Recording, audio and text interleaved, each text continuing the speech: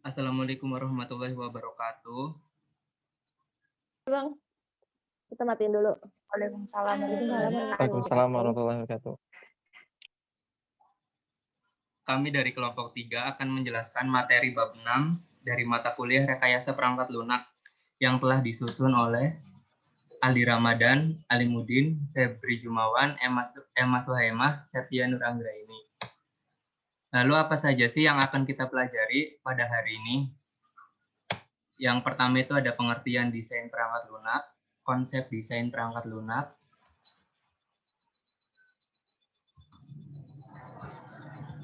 perancangan perangkat lunak, dan kesimpulan. Yang pertama, pengertian dari perangkat lunak, desain perangkat lunak itu sendiri.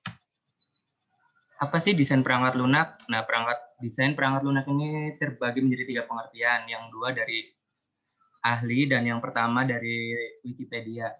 Desain perangkat lunak adalah proses membayangkan dan menentukan solusi perangkat lunak untuk satu atau lebih rangkaian masalah. Salah satu komponen utama desain perangkat lunak adalah analisa kebutuhan perangkat lunak atau SRA. Wiran et al. 2004-58.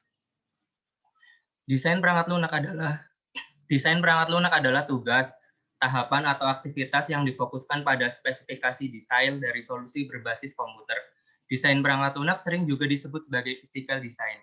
Menurut E.S. Taylor E., desain adalah langkah pertama dalam fase pengembangan bagi setiap produk atau sistem yang direkayasa. Desain dapat didefinisikan sebagai proses aplikasi berbagai teknik dan prinsip bagi tujuan pendefinisian suatu perangkat, suatu proses atau sistem dalam detail yang memadai untuk memungkinkan realisasi fisiknya. Desain perangkat lunak, ada beberapa persyaratan perangkat lunak yang dimanifestasikan oleh data fungsional dan model-model perilaku mengisi langkah desainnya itu antara lain yang pertama desain data design, yaitu mentransformasi model domain informasi ke struktur data. Yang kedua desain architectural design, mengembangkan relasi antar elemen struktural utama program. Yang ketiga desain interface design, yaitu mendeskripsikan bagaimana software berkomunikasi with user. Desain prosedural design, yaitu mentransformasikan elemen struktural arsitektur program ke sebuah deskripsi prosedur dari komponen software. Prosesnya terdiri dari 2 tahap. Yang pertama preliminary design. Pada tahap ini difokuskan dengan transformasi dari keperluan, kebutuhan dalam data dan arsitektur software. Yang kedua, detail design difokuskan pada penghalusan representasi arsitektur yang berisi struktur data detail dan algoritma untuk software. Lalu tujuan dilakukannya perancangan oleh seorang desainer sistem, yaitu mendekomposisi sistem perangkat lunak menjadi komponen-komponennya, yang itu antara lain data, antarmuka, prosedur, dan arsitektur. Yang kedua, menentukan relasi antar komponen. Yang ketiga, menentukan mekanisme komunikasi antara komponen sebagai gambaran yang menunjukkan mekanisme dan relasi antar komponen perangkat lunak, yaitu relasi antar muka pemakai ke prosedur atau script untuk meminta sebuah data yang diinginkan pengguna, serta bagaimana sebuah prosedur mengakses tabel data agar dapat ditampilkan sesuai dengan permintaan pemakai pada antarmuka pemakai. Yang keempat, menentukan antarmuka komponen. Dan yang terakhir itu menjelaskan fungsionalitas masing-masing komponen. Slide selanjutnya akan dijelaskan oleh Febri Jumawan. Kepadanya kami persilahkan. Baik, saya akan melanjutkan tentang prinsip desain perangkat lunak. David memaparkan sekumpulan prinsip untuk desain software.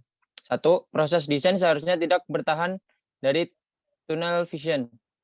2. Desain harus dapat ditrace ke model analisa. 3. Desain seharusnya tidak menemukan atau invent wheel.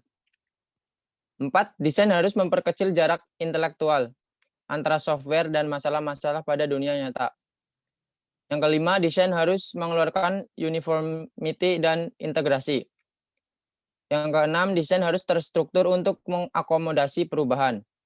Yang ketujuh, desain harus terstruktur untuk mendegradasi secara halus. Yang kedelapan, desain bukan coding. Kesembilan, desain harus diakses untuk kualitas. Dan 10, desain harus diulang untuk meminimalis kesalahan konsep. Konsep desain perangkat lunak. Abstraction adalah gambaran dari fungsi suatu program. Gambaran ini bisa bertingkat-tingkat.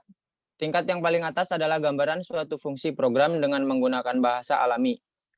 Pada tingkat terendah menghasilkan abstraksi yang bersifat prosedural atau langkah per langkah dengan menggunakan istilah yang teknis dan bisa diimplementasikan menjadi fungsi program.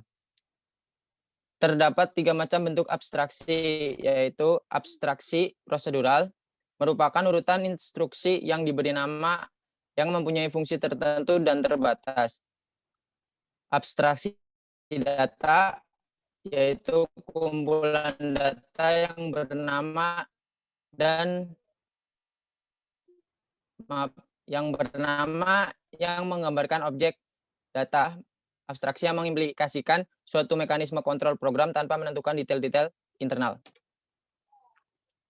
Penyaringan atau refinement. Penyaringan stepwise dengan serangkaian langkah adalah strategi desain top-down yang diusulkan oleh Wicklesworth. Kajian dari konsep tersebut adalah pada setiap langkah penyaringan, satu atau beberapa instruksi dari program yang diberikan didekomposisi ke dalam instruksi-instruksi yang lebih detail. Dekomposisi berurutan atau penyaringan spesifikasi berhenti bila semua instruksi diekspresikan dalam bentuk bahasa pemrograman atau komputer yang mendasar. Jika tugas-tugas disaring, maka data harus disaring juga, didekomposisi atau distruktur. Dan adalah wajar untuk menyaring program dan spesifikasi data secara paralel. Abstraksi dan penyaringan adalah konsep komplementer. Kedua konsep tersebut membantu desainer untuk memperlihatkan detail dari lowest level dari abstraction. Abstraction dan refinement merupakan konsep yang paling melengkapi.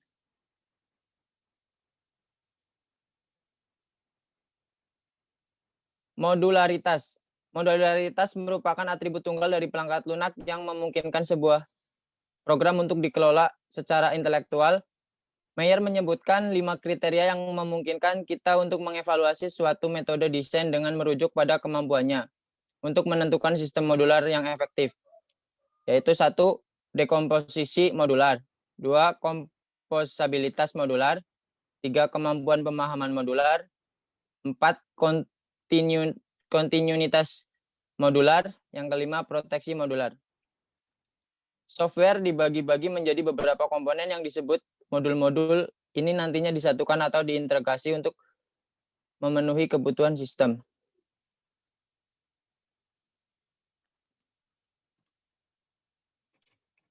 Sebentar.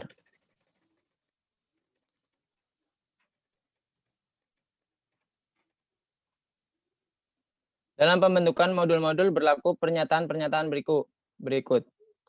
Jika CP1 lebih besar dari CP2, di mana C adalah complexity dari suatu modul, maka EP1 lebih besar dari EP2, di mana E adalah waktu yang diperlukan. Artinya semakin rumit sebuah modul, maka waktu yang digunakan untuk menyelesaikan modul tersebut makin banyak. Arsitektural perangkat lunak. Arsitektural perangkat lunak mencakup struktur keseluruhan perangkat lunak dan cara di mana struktur memberikan integrasi konseptual bagi suatu sistem. Shaw dan Garland menjelaskan sekumpulan properti yang seharusnya ditetapkan sebagai bagian dari desain arsitektural. 1. Properti struktural menentukan komponen suatu sistem dan cara di mana komponen-komponen tersebut dikemas dan berinteraksi satu dengan yang lain.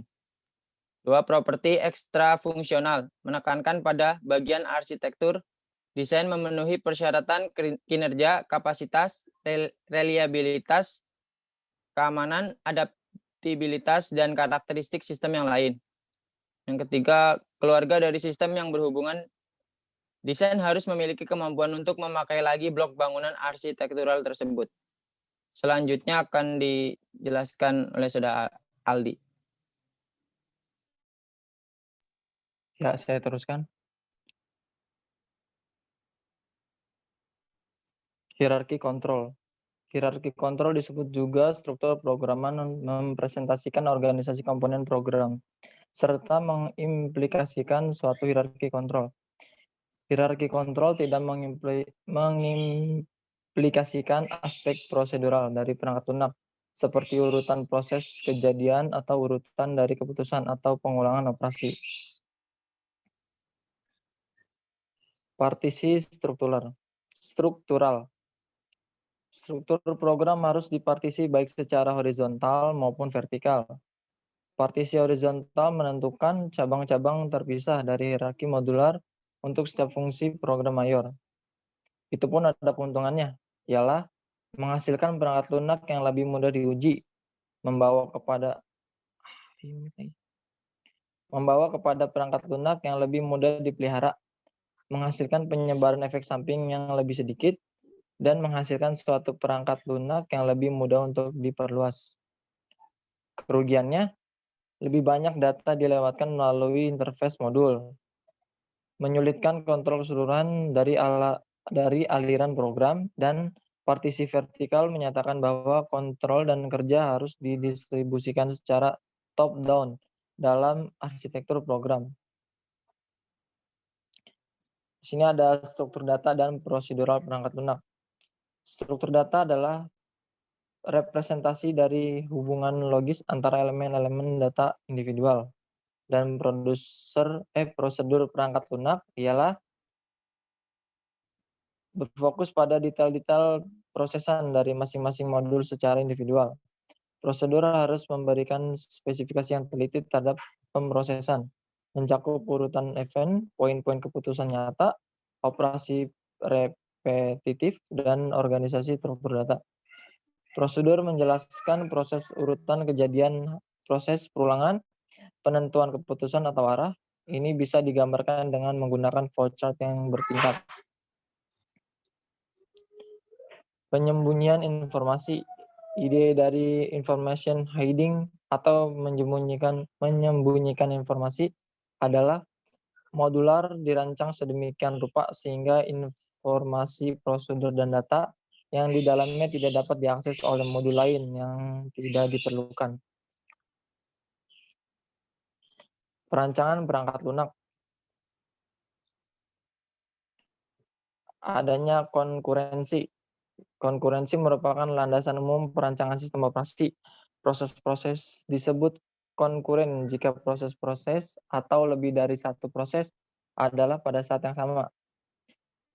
Adapun prinsip-prinsip konkurensi meliputi ialah alokasi layanan pemroses untuk proses-proses, pemakaian bersama dan persaingan untuk mendapatkan sumber daya, komunikasi antar proses, dan sinkronisasi aktivitas banyak proses. Di sini ada konkurensi dapat munculkan pada konteks berbeda, antara lain banyak aplikasi atau multiple application. Multi-programming memungkinkan banyak proses sekaligus dijalankan. Proses-proses dapat berasal dari aplikasi-aplikasi berbeda. Aplikasi struktur. Perluasan prinsip perancangan modular dan program terstruktur adalah suatu aplikasi dapat secara efektif diimplementasikan sebagai sekumpulan proses. Dengan sekumpulan proses, maka tiap proses menyediakan satu layanan spesifik tertentu. Struktur daya sistem informasi, struktur daya sistem operasi.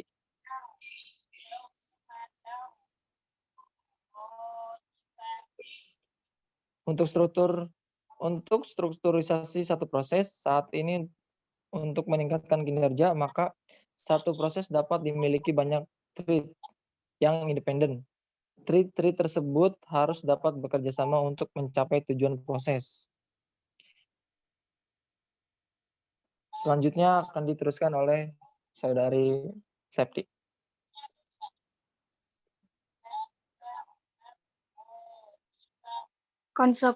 Konkurensi dapat muncul pada konteks berbeda, antara lain banyak aplikasi atau multiple application. Multiprogramming memungkinkan banyak proses sekaligus dijalankan. Proses-proses dapat berasal dari aplikasi-aplikasi berbeda. Aplikasi terstruktur. Perluasan prinsip perancangan modular dan pemrograman terstruktur adalah suatu aplikasi dapat secara efektif diimplementasikan sebagai sekumpulan proses. Dengan sekumpulan proses, maka tiap proses menyediakan satu layanan spesifik tertentu, struktural sistem operasi. Untuk strukturisasi satu proses. Saat ini untuk peningkatan kinerja, maka satu proses dapat memiliki banyak thread yang independen. Thread-thread tersebut harus dapat bekerja sama untuk mencapai tujuan proses. Interaksi antar proses.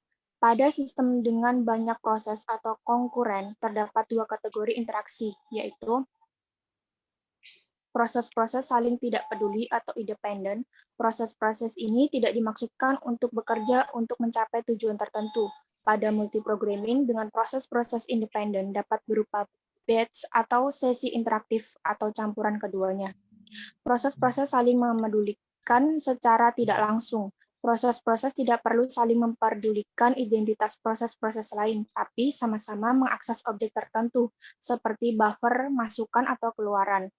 Proses-proses itu perlu bekerja sama atau cooperation dalam memakai bersama objek tertentu. Kesulitan-kesulitan yang ditimbulkan konkurensi. Masalah yang dihadapi proses-proses konkurensi pada multiprogramming dan multiprocessing serupa, yaitu kecepatan eksekusi proses-proses di sistem tidak dapat diprediksi.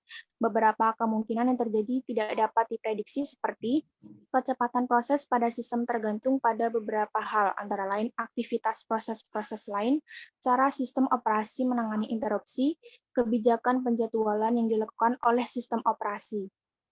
Yang kedua, beberapa kesulitan yang dapat muncul di antaranya, yaitu pemakaian bersama sumber daya global. Jika dua proses menggunakan variabel global yang sama, serta keduanya membaca dan menulis variabel itu, maka urutannya terjadi pembacaan dan penulisan terhadap variabel itu menjadi kritis. Yang kedua, pengelolaan alokasi sumber daya agar optimal. Jika proses A meminta suatu kanal masukan atau keluaran tertentu dan dapat terjadi, kemudian proses A disuspend sebelum menggunakan kanal itu. Jika sistem operasi mengunci kanal tersebut dan orang lain tidak dapat menggunakannya, maka akan terjadi inefisiensi. Selanjutnya akan dibacakan oleh Emma. Baik, yang ketiga, proses-proses konkuren mengharuskan beberapa hal yang harus ditangani. Antara lain, yang pertama, sistem operasi harus mengetahui proses-proses yang aktif. Yang kedua, sistem operasi harus mengalokasikan dan mendealokasikan beragam sumber daya untuk setiap proses aktif. Sumber daya yang harus dikelola antara lain waktu pemrosesan, memori, berkas-berkas, perangkat I/O. Sistem operasi harus memproteksi data dan sumber daya fisik masing-masing proses dari gangguan proses lainnya. Hasil-hasil proses harus independen terhadap kecepatan relatif proses-proses lain di mana eksekusi dilakukan. D. Pokok penyelesaian masalah konkurensi. Pada dasarnya, penyelesaian masalah konkurensi terbagi menjadi dua, yaitu mengasumsikan adanya memori yang digunakan bersama, tidak mengasumsikan adanya memori yang digunakan bersama. Adanya memori bersama lebih memudahkan penyelesaian masalah konkurensi. Metode memori bersama dapat dipakai untuk single prosesor atau multiprosesor yang mempunyai memori bersama. Penyelesaian ini tidak dapat digunakan untuk multiprosesor tanpa memori bersama atau untuk sistem tersebar. Yang selanjutnya yaitu coupling. Coupling adalah derajat ketergantungan suatu modul terhadap modul lainnya. Kita harus pastikan bahwa suatu modul seminimal mungkin tergantung atau berpengaruh terhadap modul lainnya. Tujuannya, jika ada update secara internal di dalam suatu modul, modul-modul lainnya tidak akan terlalu kena pengaruh. Selain itu, coupling juga dapat diartikan sebagai sebuah ukuran untuk mengukur berapa kuatnya sebuah elemen terhubung dengan elemen lainnya.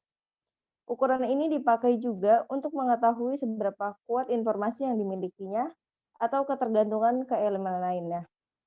Sebagai contoh, jika kita bayangkan Jika Anda mengubah satu modul A, tetapi karena modul lain memiliki ketergantungan terhadap modul A, maka efek perubahan ini mungkin saja mempunyai impact terhadap modul lain. Karena itu, low coupling sangat penting dalam perencanaan software. Yang selanjutnya yaitu kohesi. Kohesi adalah keterikatan fungsi-fungsi di dalam suatu modul. Maksudnya adalah modul yang dibuat memiliki fungsi-fungsi yang serupa untuk satu tanggung jawab.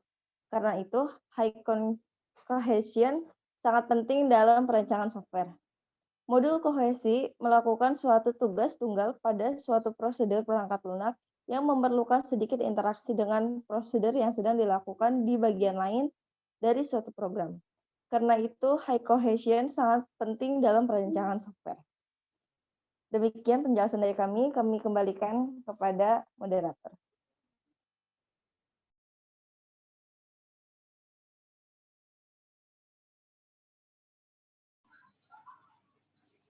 Baik, yang selanjutnya itu kesimpulan. Apa sih kesimpulan yang dapat kita ambil dari materi ini? Yang pertama, desain perangkat lunak adalah langkah pertama dalam fase pengembangan bagi setiap produk atau sistem yang direkayasa, atau bisa juga suatu tugas, tahapan, atau aktivitas yang difokuskan pada spesifikasi detail dari solusi berbasis. Pengertian modularitas yaitu merupakan atribut tunggal dari perangkat lunak yang kemungkinan sebuah program untuk dikelola secara intelektual. Coupling adalah derajat ketergantungan suatu modul terhadap modul lainnya. Kita harus pastikan bahwa suatu modul seminimal mungkin tergantung atau berpengaruh terhadap modul lainnya. Tujuannya jika ada update secara internal di dalam suatu modul, modul-modul lainnya tidak akan terlalu kena pengaruh. Kohesi adalah keterkaitan fungsi-fungsi di dalam suatu modul. Maksudnya, modul yang dibuat memiliki fungsi-fungsi yang serupa untuk satu tanggung jawab. Karena itu, high cohesion sangat penting dalam perancangan software. Konsep desain perangkat lunak. Abstraction adalah gambaran dari fungsi suatu program. Penyaringan stepwise dengan serangkaian langkah adalah strategi desain top-down yang diusulkan oleh Wiklaus Wirth. Modularitas merupakan atribut tunggal dari perangkat lunak yang memungkinkan sebuah program untuk dikelola secara intelektual. Arsitektur perangkat lunak. Arsitektur perangkat lunak mencakup struktur keseluruhan perangkat lunak secara di mana struktur memberikan integrasi konseptual bagi suatu sistem. Terima kasih. Sekian presentasi dari kelompok kami. Wassalamualaikum warahmatullahi wabarakatuh. Waalaikumsalam warahmatullahi wabarakatuh. Waalaikumsalam warahmatullahi wabarakatuh.